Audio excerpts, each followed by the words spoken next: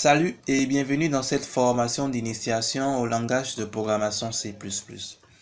Alors, dans la vidéo précédente, nous avons commencé par parler des conditions. Et nous avions remarqué que nous sommes en mesure de pouvoir définir à l'ordinateur, d'accord, quelles sont les instructions ou la série d'instructions exécutées quand une condition est vérifiée. Et donc, quand je prends le cas de l'exemple qui est devant moi actuellement, nous avons récupéré dans un premier temps un nombre chez l'utilisateur. D'accord? Et on a demandé au système de vérifier est-ce que le nombre est inférieur à 0. Et donc, si ce nombre est inférieur à 0, on dit, bon voilà, tu dois afficher un message à l'écran de l'utilisateur. Et donc, le message, voici le message. D'accord? Mais par contre, si le nombre n'est pas inférieur à 0, tu ne fais rien. Ce qui fait que quand on teste le programme, on va rapidement tester le programme. Et que j'entre par exemple moins 8. Voilà, comme vous remarquez, ça affiche en même temps le nombre entré est négatif. C'est bien normal. Et donc, quand l'ordinateur vient au niveau de la ligne 11, ça vérifie. Est-ce que la condition est vérifiée? Oui, la condition est vérifiée. Ok, dans ce cas, je rentre maintenant dedans. D'accord? Alors, je prends maintenant le cas où la condition n'est pas vérifiée. J'entre par exemple 0. Donc, je reteste et j'entre 0. Vous voyez, je n'ai reçu aucun message.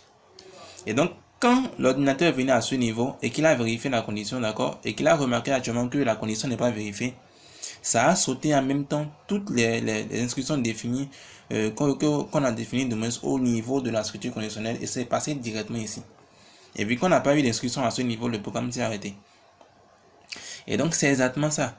Vous devez comprendre que la structure conditionnelle vous permet beaucoup plus de pouvoir préciser à l'ordinateur quelles sont les instructions ou quelles sont du moins la série d'instructions correspond à exécuter en tenant compte de la condition entrée. Est-ce que la condition est vérifiée, bien sûr.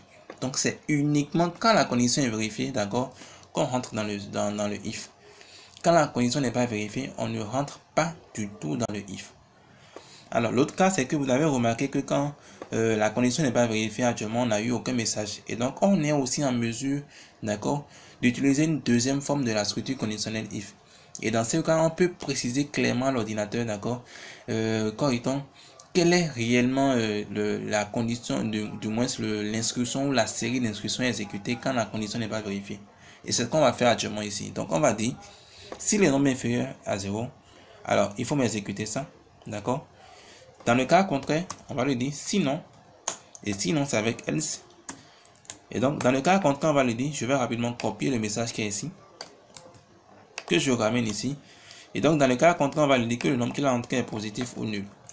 Parce qu'on sait tous que le contraire de négatif, c'est que le nombre est soit positif, ou soit le nombre est nul. Et donc on va rapidement tester, vous allez voir que dans le cas maintenant où le nombre qu'on va entrer ne serait pas inférieur à 0, ça va maintenant nous afficher ce message qu'on a prédéfini. On aura plus maintenant une console vide. Alors je vais rapidement tester. Voilà, donc j'entre actuellement 6. Et comme vous remarquez, le nombre entré est positif ou nul. Je vais retester, mettre actuellement un nombre négatif, vous allez voir. Moins 5. Vous voyez, le nombre entré est négatif. Et donc au niveau de cette forme actuellement de la structure conditionnelle if, c'est qu'on est réellement en mesure de définir maintenant clairement l'action que l'ordinateur doit mener si la condition est vérifiée et l'action qu'il doit également mener quand la condition n'est pas vérifiée. Vous voyez, c'est vraiment très important. Et donc ce que vous devez garder en tête, c'est que le signe inférieur notifie actuellement le cas où c'est strictement inférieur, d'accord. Vous savez, le signe supérieur également, on peut l'utiliser quand on veut parler de strictement supérieur. Et je vais rapidement mettre des commentaires ici pour vous donner une petite précision. Alors, quand je vais parler de l'égalité, par exemple, d'accord, si je vais poser actuellement une condition sur l'égalité, je vais mettre le signe d'égalité 2 fois. Parce que rappelez-vous, quand on veut faire l'affectation, c'est avec le signe d'égalité une seule fois. D'accord? Et donc, quand je vais dire actuellement à mon système, je vais tester actuellement l'égalité entre deux nombres ou autres, c'est plutôt en mettant le signe d'égalité 2 fois. D'accord? Et le contraire maintenant du signe d'égalité 2 fois actuellement, vous voyez, le contraire de moi, je mets un contraire, d'accord, donne plutôt différent. Et différent, actuellement, on l'écrit en mettant le point d'exclamation et l'égalité. Alors, je vais rapidement tester un peu, vous allez voir. Au lieu de mettre inférieur ici, on va mettre, si le nombre est égal à 0, donc égal à 0, alors on va dire le nombre est nul. D'accord? Et dans le cas contraire, on va dire le nombre entré est non nul. Et donc, on va tester, vous allez voir. Et donc, si j'entre 0 ici, je dois avoir ce message à l'écran sur mon programme correctement parce que la condition est dans ce cas est vérifiée. Alors, je fais encore test. et j'entre 0. Vous voyez, comme vous remarquez, le nombre entré est nul. Pas de souci, notre code marche correctement. Je reteste maintenant. Si le nombre que j'entre maintenant est différent de 0, je dois avoir ce message à l'écran. Alors, on va tester encore. J'entre 15. Et donc, ça me dit le nombre entré est non nul. Et donc, comme vous venez de remarquer actuellement, l'égalité, c'est avec le signe de double égalité. C'est très important de ne pas l'oublier, d'accord? Mais par contre, si vous voulez parler de différentes de, ici, par exemple, c'est avec le signe d'exclamation égale et correctement le point d'exclamation de moins suivi du signe d'égalité. Alors, ce qui est aussi très important, c'est que vous savez déjà qu'on peut utiliser le signe inférieur ou supérieur ou inférieur ou égal ou également supérieur ou égal.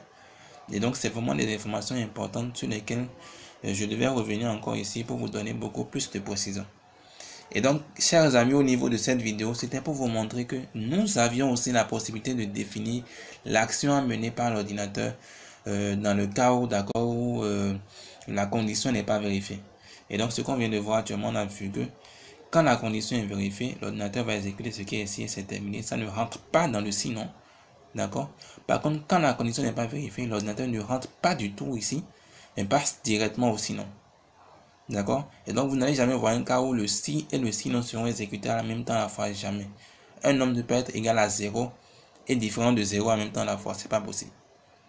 D'accord? Et donc, c'est important d'avoir actuellement cette petite précision. Et donc, actuellement ici, vous avez tous compris maintenant que, bon, voilà, on est en mesure maintenant de définir clairement quelle est l'action à faire quand la condition est vérifiée et qu'est-ce qu'il ne faut pas faire également ou qu'est-ce qu'il faut faire du moins quand la condition n'est pas vérifiée. Alors, chers amis, dans la prochaine vidéo, nous allons parler de l'imbrication de si. Et donc, on va se dire à très bientôt.